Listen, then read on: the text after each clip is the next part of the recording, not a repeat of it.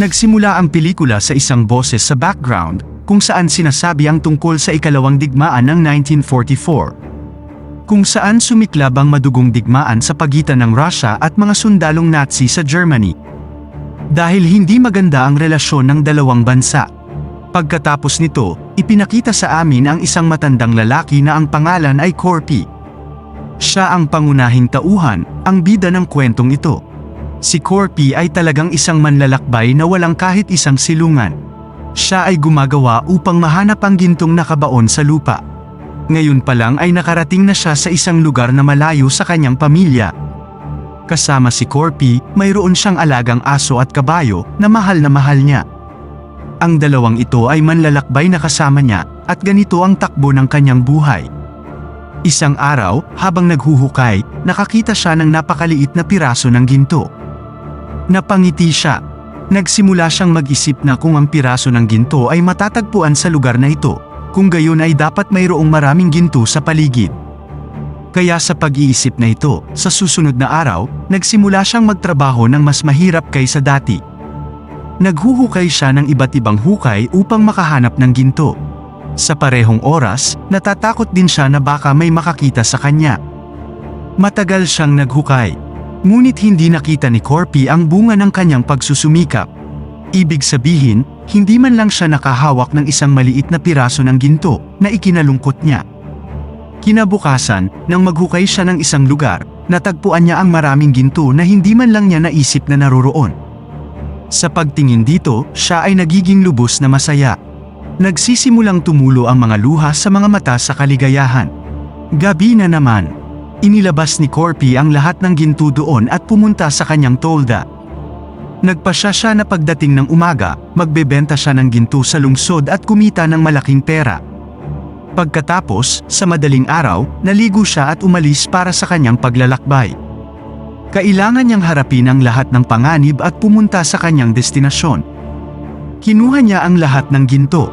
Siya ay nakaupo sa isang kabayo, dinadala ang kanyang aso, at papunta sa lungsod.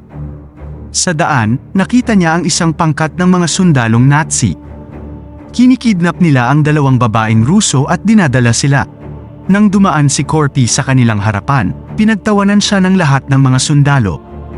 Napunta ang mga mata ni Corpy sa commander na matamang nakatingin sa kanya. Ngunit hindi siya pinansin, hinayaan niya itong umalis doon. Pagkatapos ay sinabi ng commander sa kanyang tauhan na hindi siya maliligtas. Sa lalong madaling panahon, siya ay papatayin din. Ang isa pang pangkat ng mga sundalo ay darating habang naglalagay ng mga bomba sa lupa kung saan ang matandang Corpy na ito ay aalisin. Nang sumulong si Corpy, nakita niyang maraming tao ang napatay. Sila ay tinalian sa gitna ng mga poste. Nagulat siya nang makita ito at medyo kinabahan din. Dahil lumaki ng husto ang hidwaan at digmaan sa pagitan ng dalawang bansa, pinatay ng mga sundalong Nazi ang mga inosenteng tao. At pagkatapos ay ang mga patay na tao ay nakatali sa ganoong paraan. Dahil dito, ang pagbisita ng lahat doon ay hindi bababa sa isang panganib. Pinahinto ng isa pang sundalo ng hukbong iyon si Corpy at nagsimulang tanungin siya, kung saan nalaman niyang smuggler din pala si Corpy. Kung saan nagalit ang sundalo. Sinabi niya kay Corpy na ibigay sa kanya ang lahat ng ginto at ibigay sa kanila. Sa pagbibigay nito, sinabihan ni Corpy ang kanyang aso na tumakas doon. Nang tumakbo ang aso mula roon, sinimulan siyang barilin ng mga sundalo.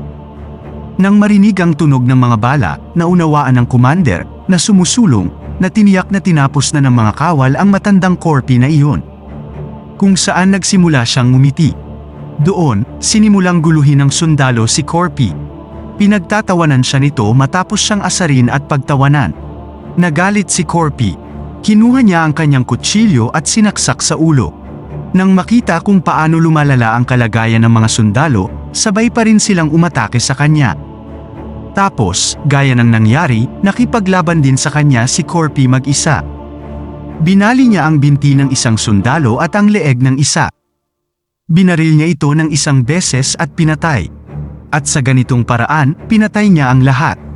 Kung saan naiintindihan din natin na, gaano man siya katanda, siya ay napakatapang at napakalakas. Napakaraming sundalo ang hindi makatayo sa harapan niya. Nang marinig ang tunog ng mga bala, pinihit niya ang tangke ng commander at sinabihan siyang bawiin ito. At pagdating niya sa lugar na iyon, laking gulat niya nang makita niya ang mga bangkay ng kanyang mga sundalo. Ngunit nang makakuha siya ng isang piraso ng ginto mula sa bangkay ng isang sundalo, labis siyang natakot. Iniisip na ang lalaking binaliwala lang niya bilang matanda ay isang smuggler ng ginto. Kaya ngayon sinisimula na rin ng commander ang paghabol dahil sa kasakiman sa ginto. Sa lalong madaling panahon, nakita niya si Corpy, kung saan tinawag niya ang kanyang mga kasama at nagsimulang magpaputo. Mula sa kung saan upang makatakas, pinatakbo ni Corpy ang kanyang kabayo at lumabas ng medyo malayo. Tumigil na rin ang commander sa pagpapaputok dahil nakikita niya si Corpy. Nakarating na si Corpy sa lugar kung saan ibinaon sa lupa ang mga pampasabog. Nang tamaan ng bomba ang paa ng kabayo, sumabog ang kabayo at nahulog siya sa malayo. Dahil dito, marami ring sugat si Corpy. Nang makitang namamatay ang kanyang kabayo, labis siyang nalungkot. Nagsisimula siyang umiyak. Ngunit nang hindi nag-aaksaya ng oras, sinimulan niyang kolektahin muli ang mga piraso ng ginto. Samantala, dumating din dito ang commander kasama ang lahat ng kanyang mga kawal. Bago siya salakayin ng komandante sa pamamagitan ng pag-uutos sa kanyang mga kasama, inihagis ni Corpy ang isang piraso ng ginto sa isang pagsabog ng bomba. Dahil dito, sumabog ito at kumalat ang usok kung saan-saan. Pagkatapos ay agad na nagsimulang magpaputok ng bala ang lahat ng mga sundalo. Iniligtas ni Corpy ang kanyang buhay sa pamamagitan ng paglipat ng kanyang kalasag pasulong. Sinamantala niya ang usok, nagtago siya sa malapit. Ngayon ang komandante ay nagpadala ng ilan sa kanyang mga kasama upang hulihin siya. Ngunit dahil nagkalat ang mga pampasabog sa buong lupa, maraming sundalo ang namatay. Hindi maaaring hayaan ng commander na mamatay ng ganito ang kanyang mga kasama. Kaya ipinadala niya ang natitirang mga batang babae na Ruso para mamatay sila at walang mangyari sa mga sundalo. Samantala, ang pinakamalapit na kasamahan ng commander ay nagsabi sa kanya na ang buhay ng matanda na kanilang hinahangad ay hindi tulad ng isang ordinaryong tao.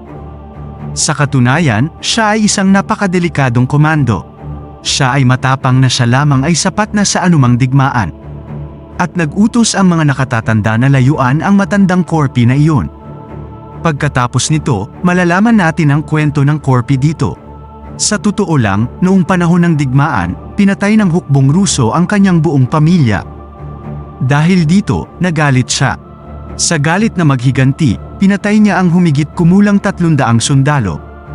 Kung saan kasama ang hukbong Ruso at ang mga sundalong Nazi.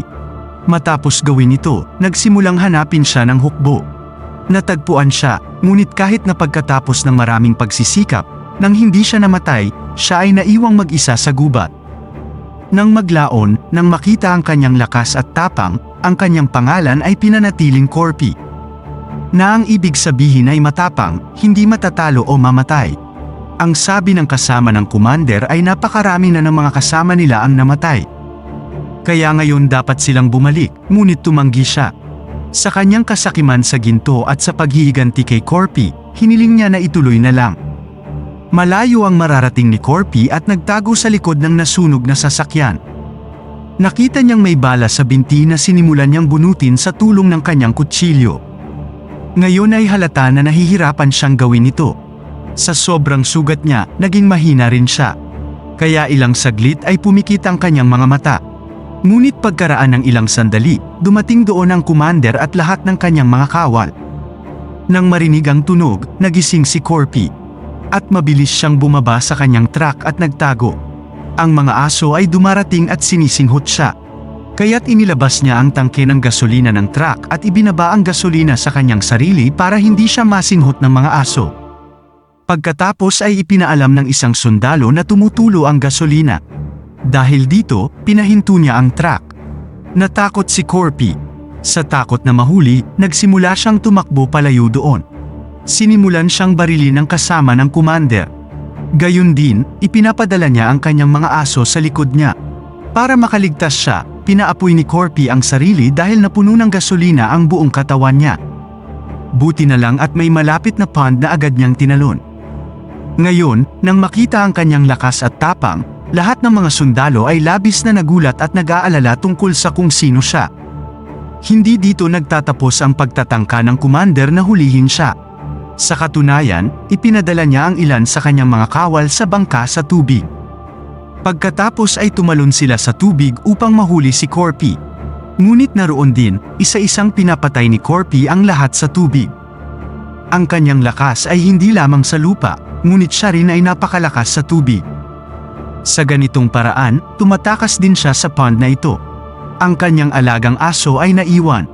Nang makita ito, naghahanda na ngayon ang commander ng isang bagong plano. Umalis si Corpy doon, dumating sa isang ilang na lugar, at huminto. May lumang sirang gasoline pump dito. Pumasok siya sa loob nito at nagsimulang magpahinga dahil sobrang nasaktan siya. Narinig niya ang boses ng kanyang aso. Pagdating ng kanyang aso, nakita niyang may nakatanim na bomba sa kanyang katawan. Sa sandaling ibinaba ni Corpy ang bomba at sinimulan nitong ihagis, sumabog ang bomba. Dahil dito, siya'y napalayo ng malayo. Kaagad, nawalan siya ng malay. Maya-maya, dumating dito ang commander at ang kanyang mga kasama. Kinaladkad nila si Corpy at dinala sa isang poste. Itinatali nila siya doon sa pamamagitan ng pagbibigti sa kanya. Pagkatapos noon ay umalis na sila doon. Ipinatong ni Corpy ang kanyang paa sa pako ng kahoy sa poste. Dahil dito, nabawasan ang bigat ng kanyang pagkakabit. At sandali niyang napagtanto na siya'y nakaligtas sa kamatayan. Maya-maya, umaga na, kumalas ang lubid dahil sa isang eroplanong dumaan mula roon. Bumaba ito at nabali. Dahil dito, nahulog si Corpy. Pumunta ang dalawang piloto ng eroplano sa gasolinahan na ito upang magpakarga ng gasolina. Sa sandaling makita nila si Corpy, nagpadala sila ng isang piloto upang patayin siya. Ngayon, si Corpy, na labis na matalino, ay pinatay ang parehong mga piloto ng napakahusay at nasugatan ang isa sa kanila. Pagkatapos niyang gawin ito, binabalutan niya ang kanyang mga sugat. Dahil dito, hindi siya gumagamit ng anumang bendahe. Sa halip, tinatahi niya ang kanyang mga sugat gamit ang metal wire. Nang makita ito, nanginig ang sugatang piloto sa kanyang harapan. Dahil hindi pa siya nakakita ng ganoong katapang na lalaki. Kinailangan ni Corpy na maghiganti sa commander. Kasabay nito, kailangan niyang kunin ang ginto at maabot ang lungsod.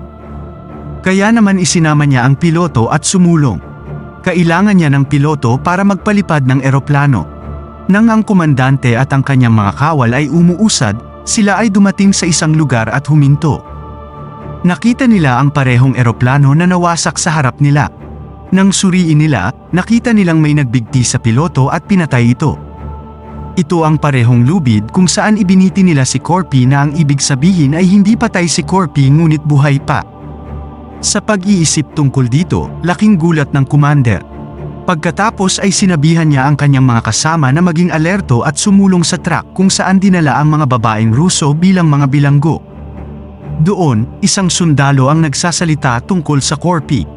Nang marinig iyon, ang isang batang babae na nagngangalang Ano ay nagsimulang tumawa sa kanilang kalokohang usapan. Sa susunod na sandali, inatake ni Corpy ang isa sa kanila at pinatay. Pumasok siya sa loob ng truck. Nang makita nila siya, si Ano at ang kanyang mga kaibigan ay nagpasyang tulungan si Corpy. Sa tulong ng mga babae, sila ay lumabas sa truck at pinapatay ang mga sundalo. Nakaupo siya sa isang truck at nagpaputok ng isa pang baril sa 9 hanggang 10 sundalo na pinatay sila. Katulad nito, marami pang sundalo ang sumunod. Pagkatapos nito, sa wakas ay umakyat si Corpy sa tangke, kung saan kasama niya ang commander at ang kanyang mga sundalo. Nang makita ito, pinalabas ng commander ang kanyang kasamahan upang labanan siya. Ngunit napakadali siyang nahuli ni Corpy. At diretso siyang tumalon pababa mula sa tangke. Pinalo niya ito ng labis na ginawa niyang halos patay na ito. Tapos, may 2 sundalong dumating dito sakay ng bike. Ngayon naisip ng kasama ng commander na ililigtas ang 2 ito. Ngunit nang makita niya si Corpy, bumaba sila sa bike at nagsimulang tumakbo palayo dito. Dahil alam na nila ang mga kilalang gawaing ginawa ni Corpy.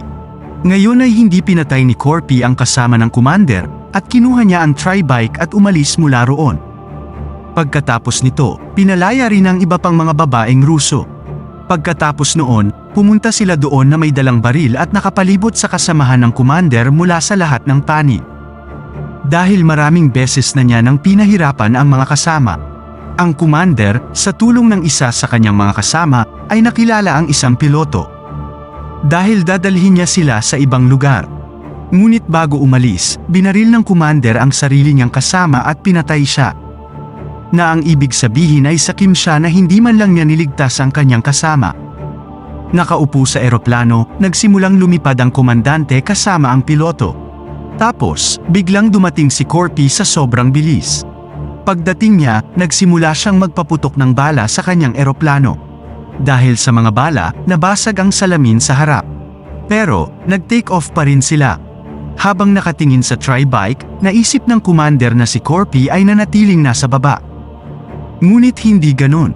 Sa katunayan, nakarating na siya sa eroplano gamit ang kanyang sandata at doon nakasabit.